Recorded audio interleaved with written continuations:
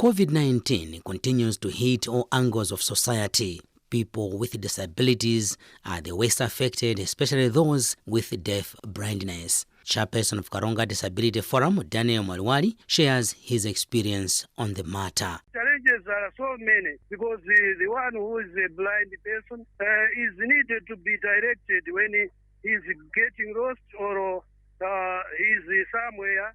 He wants to sit and find a chair. He should be or she should be directed by someone by handling him or her. And from Utsholo, where he is staying to avoid COVID-19, Grevins Machaka also gives his views on how coronavirus has affected his daily life. Apart from being a person with vision impairment, but I'm also working with Malawi Union of the Blind, whereby we were told to go out of office in observation of the COVID-19 restriction. This has affected me very greatly in terms of economic stand. We used to get a little something at the end of the day, probably in terms of we can easily go and borrow a little something amongst the fellow workmates, bearing in mind that we might be repaying at the convenient time. But this is becoming a problem now. In a nutshell, I should say it has heavily affected my economic status. At the very same time, we are restricted to mobility, considering the fact that we are restricted to stay at home. An organization advocating for the rights of people with deaf blindness, known as Vihema Deaf Blind Malawi, with funding from Disability Rights Fund, has been reaching out to such people to prevent COVID-19. But as Martha Momba,